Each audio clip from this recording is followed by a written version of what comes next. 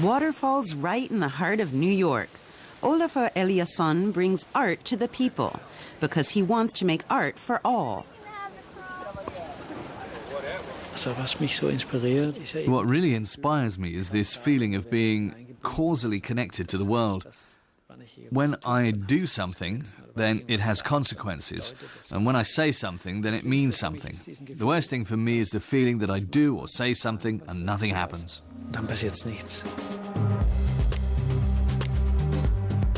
This worry is unfounded. Visitor numbers to his installations break all the records. He seems to be able to do anything. He's an inventor, designer, and architect. He simply sees himself as an artist, and an artist needs a counterpart.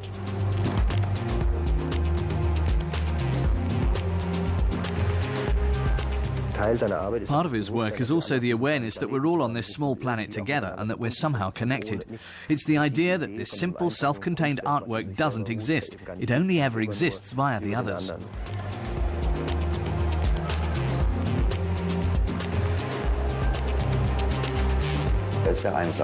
He's very one-sided. It's always Olafur. He uses diverse means, but the authorship, the source, keeps becoming clearer.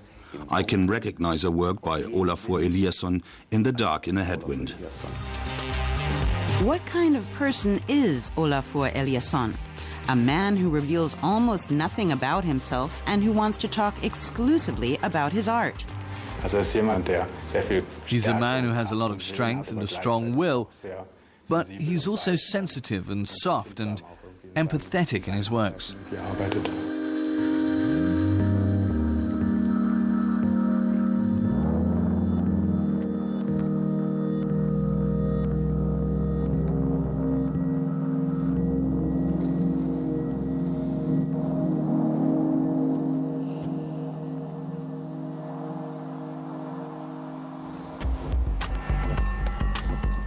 It's the opening of his exhibition in Berlin's Neue Gerimschneider Gallery.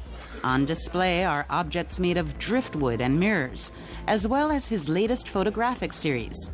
Olafur Eliasson has just returned from New York. He now lives in Berlin and Copenhagen, the city of his birth, where he later also studied art.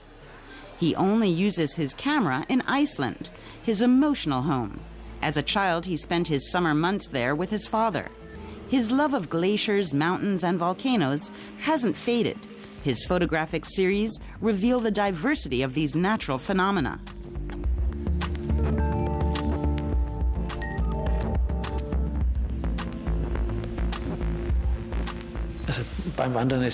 Hiking is great fun. You have a mountain and another mountain and then a volcano. And the volcano is really interesting because when I'm hiking I worry that it'll erupt. So it has a really different atmosphere. There's a mountain with a hole in it that goes into the Earth's interior. You also have a lot of time when you go hiking. You can go up to the volcano. I've tried to document volcanoes and photograph them in a way that makes sense. It's only now in the spring that I treated myself to flying around in a helicopter so that I could take pictures of the crater.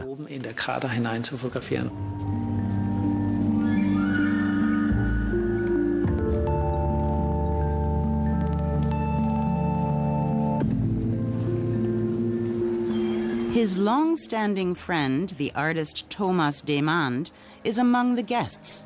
Olafur Eliasson contrasts the threat of the volcanoes to the protection offered by refuges. He's not a photographer, it's more of a conceptual idea. The hut standing around in the landscape. The only thing his works have in common with photography is the medium. For me, it's sculpture too. What interests him as sculpture here is this huge land art that he finds. What we know as artworks in land art is something he already finds there, ready-made. Then he takes a picture because he can't really bring it here. He can't bring the volcano here, but he's brought ice here before. That was the same impetus. The largest private collection of Eliasson's works is owned by Christian and Karin Boros. Over the years, the couple and the artist have become friends. Jeder Künstler braucht eine Heimat. Every artist needs a home. There are homes that are places, and there are homes that are constructs of the mind. For some, music is home. And for Olafur, it's a place, and that's Iceland. It's a rare place where the natural elements come together and create something totally unique. I think certain elements and interests came together for Olafur, and that generated an artist personality that's also unique.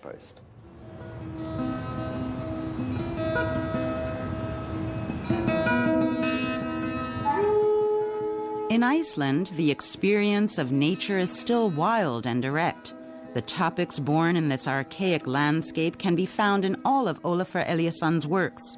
Space and time get a new significance for him in the great expanse of the island. Earth, water, fire. The artist plays with these elements in his works. He prefers water, whether as a liquid, as fog, or as ice.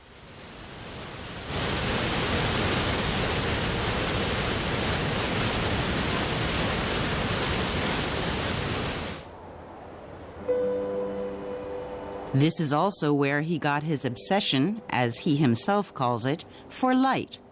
When the artist was invited to create an installation in London's Tate Modern, he wanted to recreate a natural spectacle, one that everybody knows and is moved by.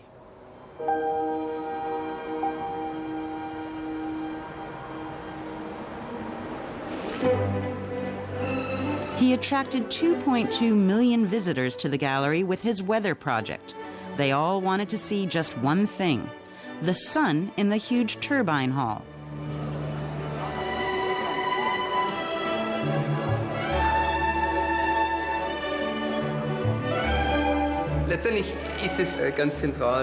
One very central factor is that he's not an artist of illusions, as you might assume at first. He always reveals the technology of his works, the making of. With the weather project, you can see the mirror. If you went to the top floor of Tate Modern, you can clearly see the construction and how the mirror is held.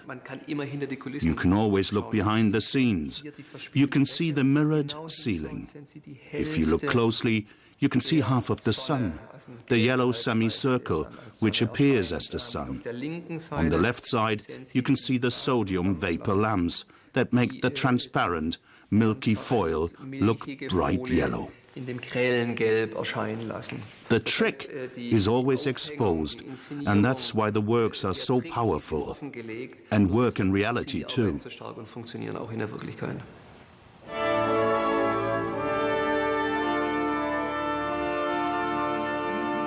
There's the turbine hall, which is huge. It's much too big for an artwork. No artwork can really survive in there. He went and doubled it, and that takes real courage. When you have such huge areas, and you're in a place like the Tate Modern, you can't undo it. Once you get the ball rolling, you have to go with it. He chose to just double this absurdly high ceiling by using a mirror. But funnily enough, that makes it smaller again. He can't try that out in advance. He can't know it either, but it's brilliant. He has to have the courage to see it through. And then you have the sun. It could easily have become kitsch. You can't know that in advance either. You only know that when you're there. The courage to possibly embarrass yourself deeply is extraordinary. Das ist schon außerordentlich. Nobody expected this. The visitors, both young and old, lay down on the cold concrete floor to observe themselves in the mirrored ceiling.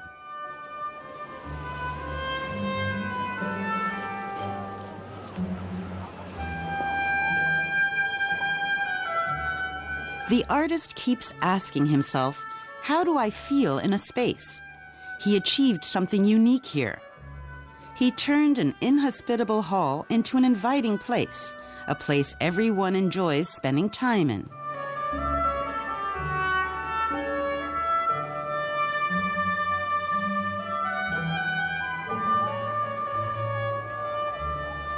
In the Tate, I'm sharing an experience with other people, but I still behave as I choose. That was very interesting. There was this illusion where people did all kinds of things and everyone thought it was great.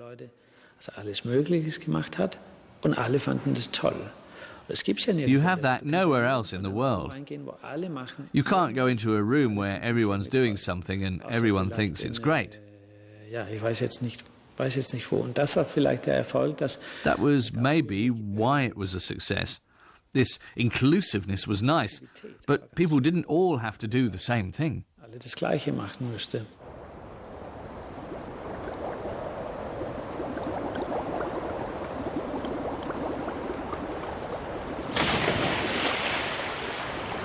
Even as a young artist, he had the ambition of recreating natural phenomena in a museum.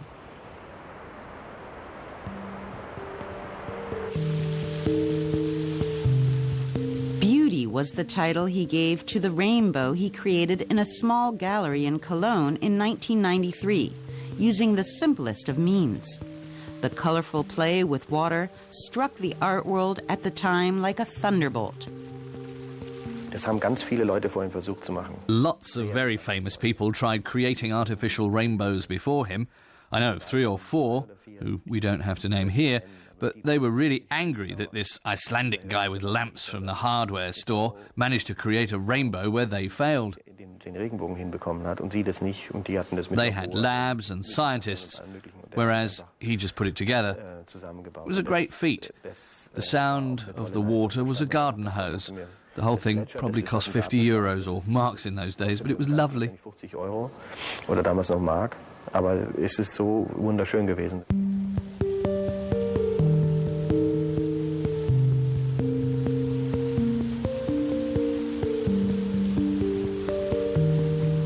His installations aren't just for looking at. They invite people to participate. They're a pleasure for young and old.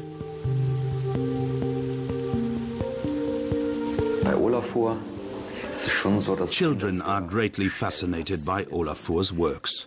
There's always so much to be discovered. It's exciting. I felt very differently at first. I told my wife that this was science for young people.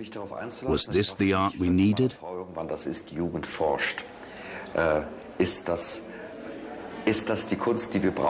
There's incomprehension at first, but those are the works that go on to stay with you for years, and that you enjoy exploring in greater depth. I think now Olafur is among the 3 or 4 artists we have collected the most over the years.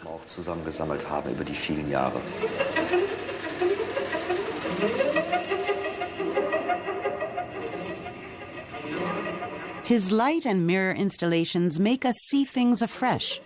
There's not one reality, says Eliasson. There are many different ones.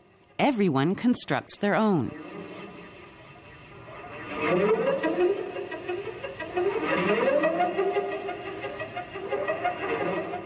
You can only experience his artworks if you move around in them.